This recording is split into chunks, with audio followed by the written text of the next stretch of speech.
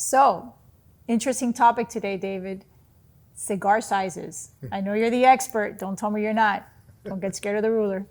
Anyway, David's going to talk to us about some interesting topics, but I have a little bit of a kind of history, Jeopardy type question for you. Go ahead. Because I know you know it all. So, what were some of the first cigar sizes in history? Well, that's interesting. As a matter of fact, probably the very first cigar size in history was not really a size. It was when early settlers, all the way back to Christopher Columbus, came to North America and the Caribbean, and they found the natives rolling tobacco by hand and smoking it. So there really was no size. Probably somewhere in the 1800s is when the first true sizes came to play. And most people feel the Corona was the original first size, that was the size a lot of people smoked. It was also the size that the blender, the master blender, liked to use as his master cigar. Okay.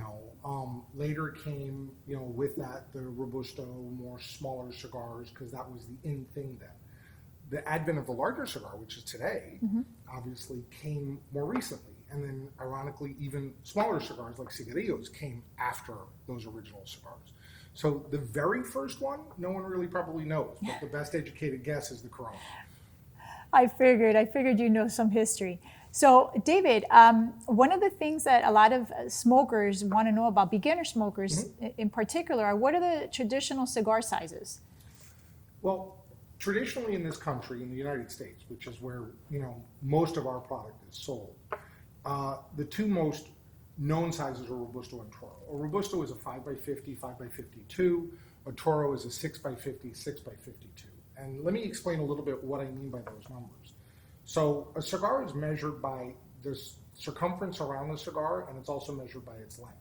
The length obviously is in inches, so you have 5, 6, 4 1/4, 4 3/8. You have all sorts of different sizes. But the diameter of the circumference around is measured in 1/64 of an inch, and it's called the ring gauge.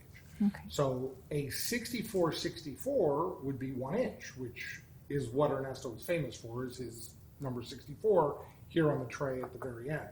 But obviously, when you get smaller and you get down to a 32, that would be half an inch, and so on and so on. So the two classics, the Robusto and Toro, those are the two classic sizes. However, we do have other sizes. So Torpedo, which is this cigar here, is very well known in the industry. Churchill, which is this size here, is also another size that's very well known in the industry. But you also have smaller cigars. You also have larger cigars. So there's a lot of different ones that are out there, different sizes. And I recommend for most people, go out and look up, on the internet, a size chart. And you'll see all the different sizes, from the classic Americans to the classic Cubans to early sizes, that you may not see. I mean, you even have crazy sizes like a Culebra, which is 3 cigars twisted into one. Well, one of the interesting components of cigar sizes that some people might or might not know about is that my dad actually started, or is known to have started, big ring gauge craze. He started it back in the 20th century, and here we are today still making them with the inch. Yep. So everyone can do a little bit of research on your own there, because obviously we want to talk about just sizes in general. About the inch, and then before with another cigar company that we previously owned, he was very well known for some big ring gauge cigars there. Mm-hmm. So a very basic question, what are the shapes? Well, cigars generally break down into 2 shapes. Parejo, which is what you see most of these to be, which is basically straight down the 2 sides, parallel sides with a rounded top and a flat foot. The other side is a figurado. Now, figurados come in multiple different versions because they come in torpedo, they come in mariposo, they come in pyramid, they come in figurado, they come in perfecto, and all those are variations of a cigar that usually has a point at one end, or both, but has either straight sides or a bulge in the middle, or it tapers in the front. So there's different versions of those that exist. In the Parejo side, you also have a standard vitola, which is round. When you look at the foot of the cigar, the bottom of the cigar that you light, the cigar is round. Or you have a box pressed. A box pressed is where it's been flattened. So those are the 2 that you tend to see a lot in that. Now, the very interesting thing is, in modern times, we also have found that figurados are getting box pressed. So, you know, now it just is just the creativity of the maker and the blender and what they want to create and how they want the cigar to look. Well, we have some box press, right? So we want to talk a little bit about what's box press and what's non-box press. Our actual, what we like to call trilogy, are a set of 3 different lines that we make under the Perez Carrillo series that have all rated very highly with Cigar Aficionado. More prominently, the #1 cigar of the year with the highest rating ever, the prequel, and that's a box press. We also have the 96 rated cigar of the year of 2018, which is the Encore Majestic, and that's a box press. And then we have the #2 cigar of 2014, which is the La Historia E3, which is also a box press. So at least here we do a combination of box press and non-box press cigars. Correct. So can you tell us a little bit about that part?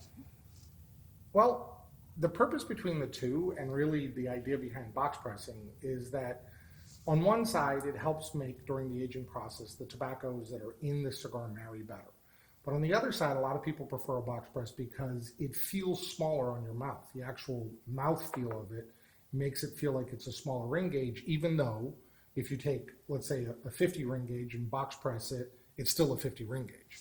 Nothing changes in the ring gauge. It's just how that perception and the feel on your mouth is.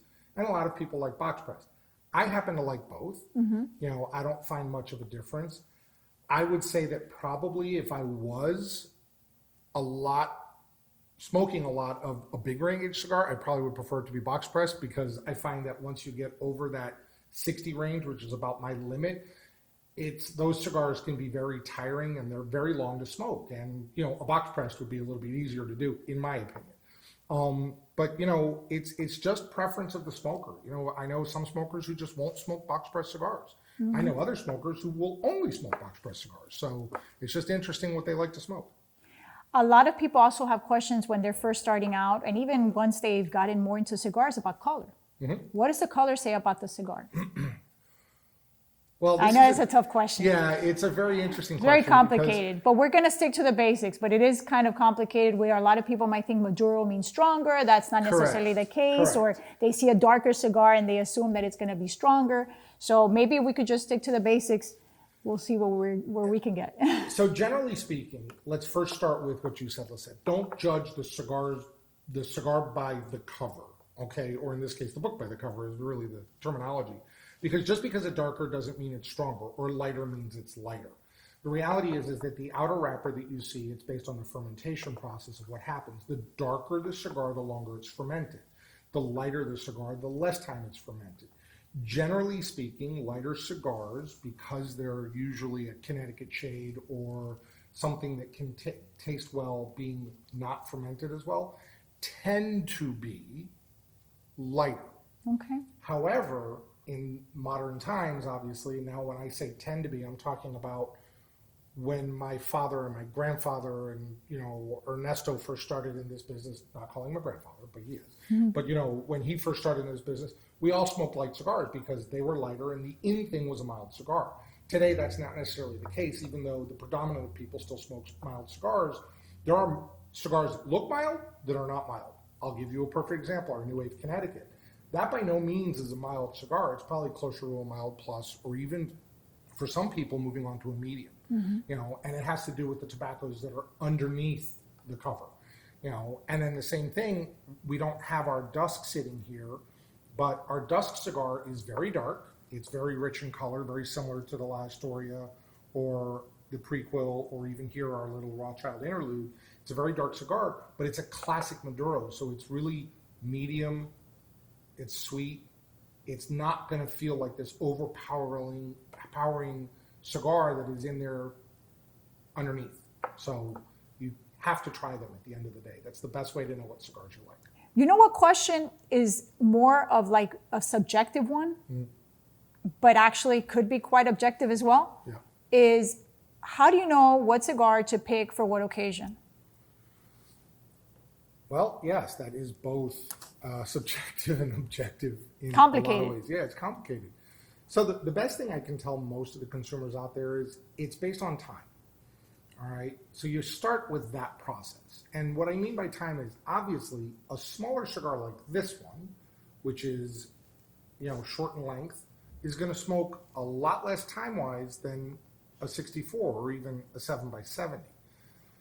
So you first need to decide the time. Then the next thing you have to decide is, where are you smoking it? If you're smoking it indoors in a lounge, that's one thing. If you're smoking it outside and it's maybe a windy day or a hot day or a cold day, you have to take all these factors into account. The last thing you want to decide is really, what are you looking for in your smoke? If you're looking for a light-bodied cigar because you want to just have something to smoke because you're celebrating, but maybe you're not going to smoke for the whole cigar for very long, say at a wedding, you might want to do something a little lighter in body and a little lighter in fragrance. While if you're celebrating maybe the winning of a sports team's game, or you're with friends for a birthday or something like that, you may choose to go to something a little more full-flavored, full-bodied, that you're really going to sit for an hour plus and enjoy. So you have to take different parts of this into your thought process, and that helps you look across the different sizes and ring gauges and lengths of the cigars to decide really what you want. That's probably my best answer for that. And at the end of the day, it is subjective, but it's also objective, because your finite measurement by the cigar, but your subjective part is your desire.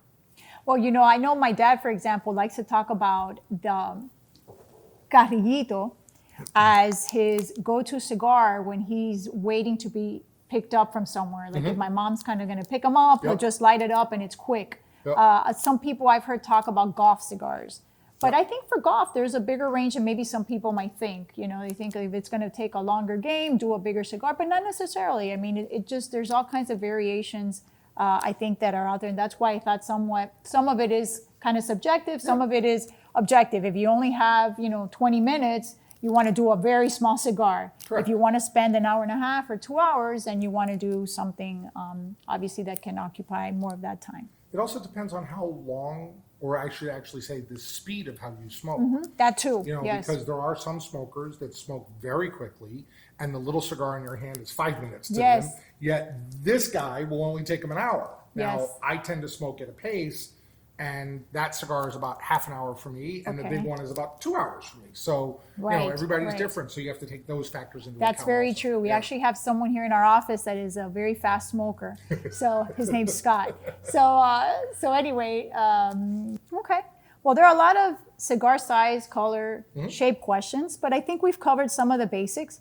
And stay tuned for more. Thank you. Thank you.